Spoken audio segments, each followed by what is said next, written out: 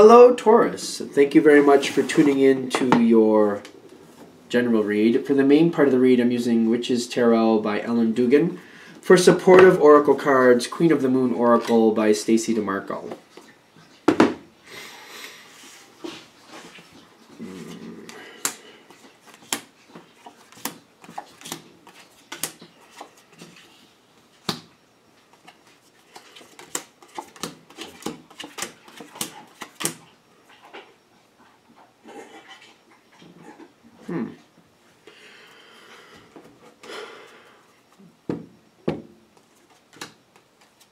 And then there's that. Okay.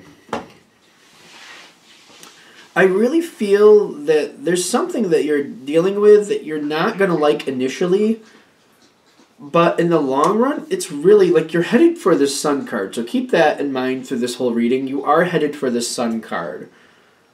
It might be a trip to get there. It might be quite the trip to get there. But I feel that it's going to be a really good outcome. And I feel like it's unexpected. Well, you've got some other interesting things coming up. Completely unexpected, but it's going to really work out for you in a way that you're not expecting at all. Now, somebody came into your life very unexpectedly is what I'm getting in the past. This seems like this is a definite like past feel in the sense of like the Death card shows up on your side. Somebody came into your life with the Knight of Pentacles. Like, you didn't expect this person to stick around, but they're always kind of there. They're always kind of around. They're always seeming to have some type of connection to you. And the way you came in together, there was a lot of pleasure, a lot of positive energy, a lot of good energy between you and this person. But what I'm also getting is, like, you were not expecting this person to you didn't, like, invest in this person right off the bat. But I'm getting that, like, their energy does linger. Now, as you moved on from this moment, this person showed up in your life. They kind of went their way. Well, or did they? You kind of went your way, I guess. You thought they went their way. And you were fine. You were like, yeah, life is good. Life's okay. It was a good moment. That's cool. It's all great. But, you know, they have their life. I have my life. I'm moving on. You seem to think that that was what it was is what it was. Whatever that was is what it was. This other person, they like literally, like it's like when that Knight of Pentacles showed up, like they connected to you right off the bat. To you, this was a completely new connection, but to them, it's like they've known you their whole life. And even though you just literally met, to them, you meant something right off the bat. And you went off your way, they kept thinking about you. I'm getting with the Ten of Wands. I don't know what this is other than, we're just going to, whatever this is, it's any type of connection you want, but like this person, you meant a lot to this person. And they want to still be around you. They continue to see you, as it keeps going forward, as a positive energy. They like you, they like being around you, they like your influence. The Nine of Cups is on their side, where it seems like it's almost slightly twinged with a memory, kind of like when you came together, they really enjoyed that, and they're still thinking like that should still be continuing. It's kind of like twinged with that memory, like this moment is still affecting them, but they're feeling like that should continue on, and there is a bit of stress with that. I'm getting like it feels like there was communication. There should be communication from this person. And I feel like they're wanting to be more a part of your life. This doesn't have to be a romantic thing, by the way, but I do very well aware. I'm very well aware it kind of feels like it, but it doesn't have to be that way. It's somebody who wants to be a part of your life. And for some of you, it's a friendship where somebody just feels comfortable around you. I'm getting like it's a similar interest. You came together on a similar interest, and you're like, hey, all right, that's cool. And they went their own way. But now they're trying to come towards you again, and you're just kind of like, for whatever reason, you're just like, I don't know if that's a good idea. Because you got the Page of Wands on your side. When this person comes back towards you, they want to be more a part of your life. The protection is coming in between the two of you, kind of like, yeah, that was cool for what it was, but I don't know about this. Something about them you're just not completely comfortable with. And you're like, I think I'm just going to continue on my normal route, and they can live their own life, and I'm going to live my own life, and we'll just leave that where it is. For whatever reason, you're just kind of like, I don't think I'm going to add them into my life. And I'm not getting like a bad energy. It's more like a, I don't know what to make of them energy. It's kind of like they seem to look at you like you're the best person on the planet. And you're just kind of like, I don't know if I'm comfortable with that, because it seems like there's a lot of expectations that come along with that, and I don't know. I don't know about this. So I'm just going to keep on my same path. They can keep on their same path, and I don't think we're going to merge this together. I'm just going to keep going, but thank you. It's not bad. It's just kind of like the protection between the two of you is kind of like, you're like, I don't think so. I think you just stay over there. I'll stay over here. We're cool. You're a good person. I'm a good person. We don't need to, you just stay over there. I feel like that's your energy. Just kind of like, yeah, it's cool. You just stay over there. This person has not let go of these feelings. And it's not romantic for everybody, but for whatever it is, this person thinks a lot of you. They were impressed with you right off the bat. They would like you in their life. They just, for whatever reason, it's not romantic for everybody. And I feel like I have to reiterate that. This could be a friendship that's just like, this person just thinks the world of you, and you're just kind of like, you're a bit intense. I'm getting, as this keeps going forward, they seem to be like rolling around your thoughts, and you're just, every now and then you think of them, or something comes around where you see something about them. For some reason, they just keep rolling around your thoughts. Every once in a while, they just kind of roll around your thoughts. And I feel you wondering, like, should this person be more a part of my life? Should they be? I mean, is that something I want to do? Part of you is kind of like, that seems like it's a good idea, sort of.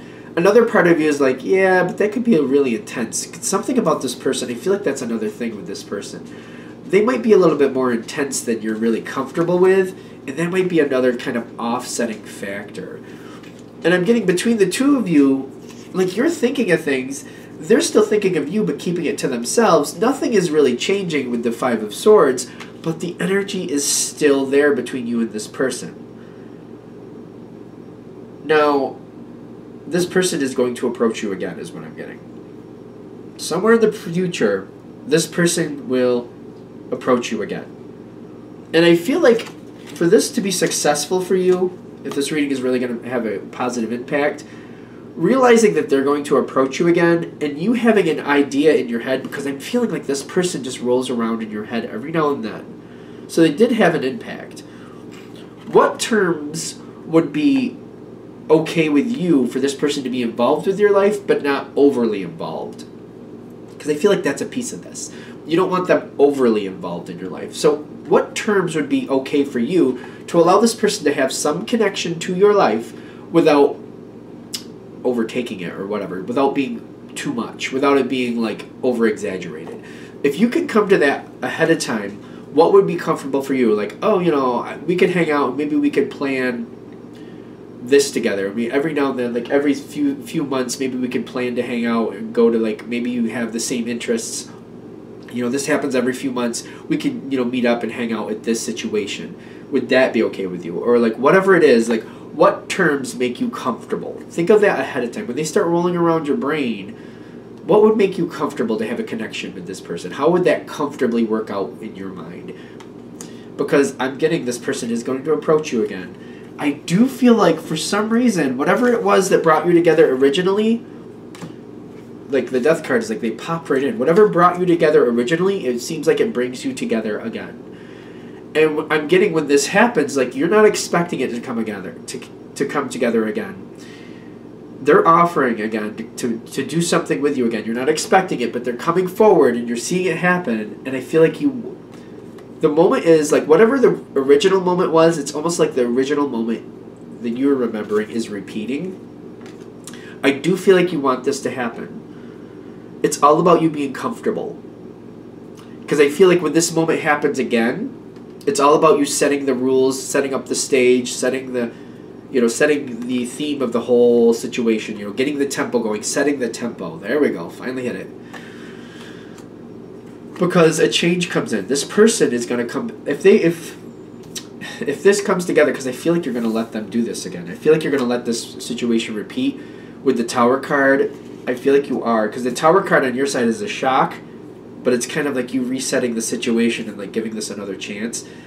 You're not expecting this opportunity to come forward again.